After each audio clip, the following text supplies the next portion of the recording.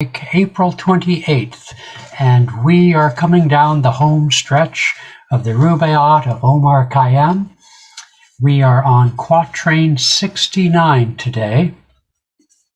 I want to look back at yesterday's that Padma read, make sure I'm on the page. Last quatrain, yesterday's, Omar was hoping that his ascendance into spirit would have some blessings on other people, presumably people who had come in contact with him. Yogananda said, Paramahansa Yogananda made the comment that we cannot achieve freedom until we ourselves have freed 6 other souls. I have no idea why 6. I could speculate, but in any case, nor do I necessarily know what he meant by free. But certainly, we can accept the basic premise that for us to achieve freedom in God, we also have to help others in some way. And that way isn't just abstract or only impersonal. It will undoubtedly involve some personal commitment. I think of Jesus Christ as an extreme on the cross, sacrificing his body for the sake of the upliftment and erasing of karma of his disciples and all those who would receive him. And so he gave his utmost, as all the masters do, and as we must do in some form, in some way, when, not if, when we achieve soul freedom. So here we are with number 69. I'll read it first. Indeed, the idols I have loved so long have done my credit in men's eye much wrong, have drowned my honor in a shallow cup, and sold my reputation for a song. So here we have Omar expressing a degree of regret that I think all good souls do at some point, maybe later in life even, or heavens, even early in life, for some of the mistakes they've made, the time they've wasted, etc. So let's listen to Swami Kriyananda here. Stanza 69.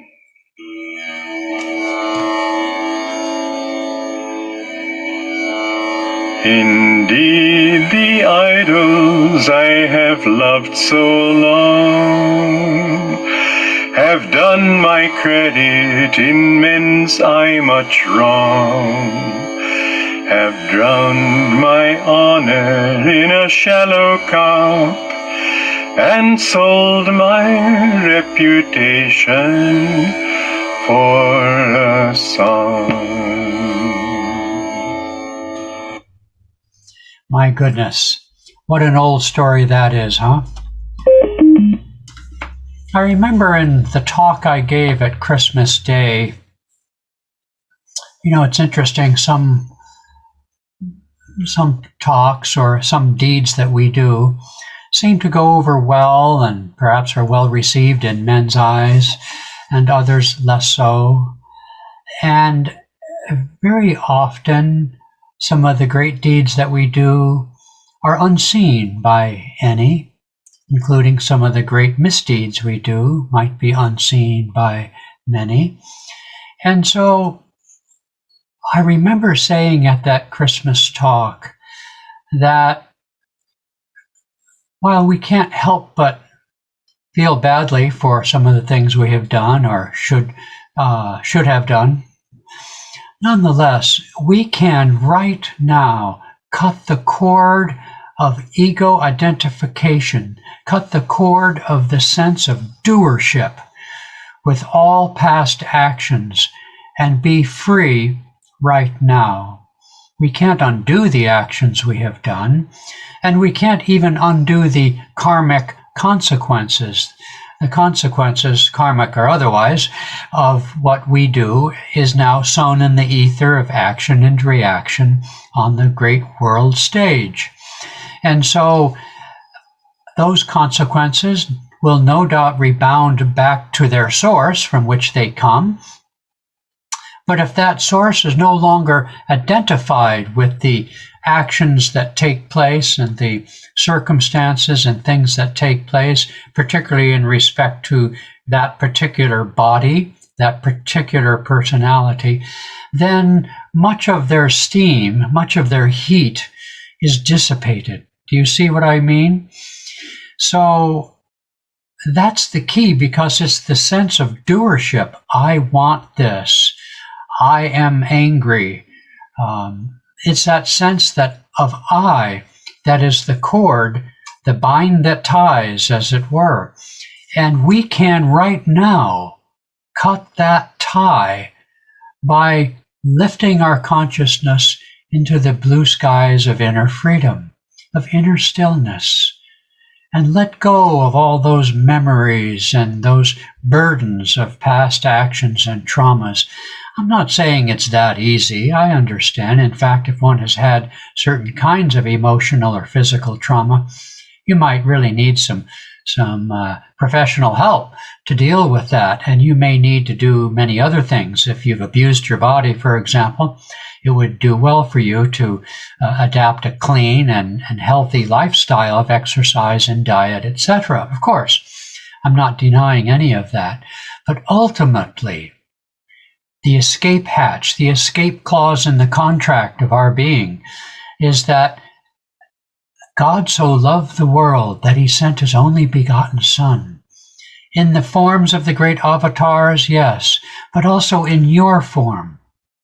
What would be the meaning of their form if they just came as divine puppets, divine incarnations to yes, okay, to love us and to maybe give us a good example, but the bridge between perfection and imperfection, which is us, between God and us, that's a great chasm. And that chasm has as its source the original rebellion of the Spirit to affirm my separate reality, to go on alone and make my own world, and to take all these things that surround me as the reality, and the bad things I will make better.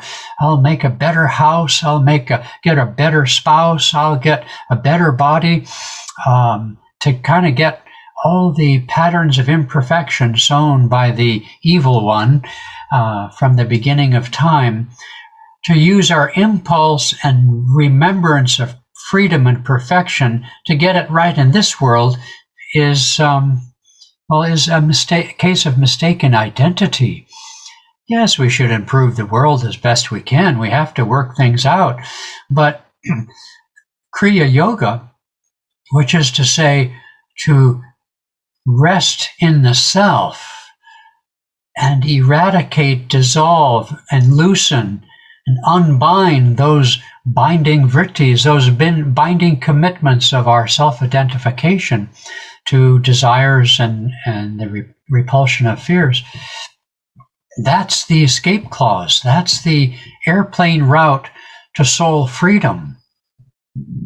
We have no idea what's lodged in our subconscious, what's lodged in our past karma.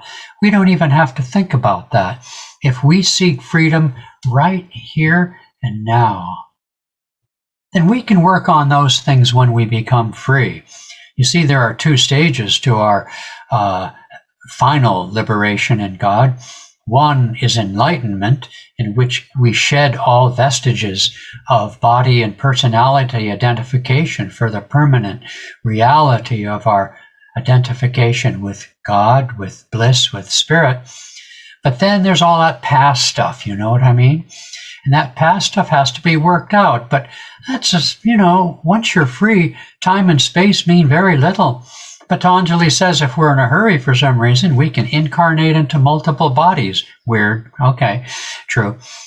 Or we can take our time and maybe work out or help other people in various relationships we've had to, out of compassion, like a bodhisattva, as they say in Buddhism, and help other people. In any case, once we're free of all that past self-identifications, then we're free forever, no matter what happens. And if we were asked, if that's the word, if we come back and take on another incarnation, we will be an avatar, perfectly free. Okay, well, so yes, Omar, on behalf of ourselves, is regretting all his misdeeds of the past. But like Sri Yukteswar said, forget the past. The lives of all are dark with shame. What you do now will determine where you go. Be free, be happy. Joy and blessings to you.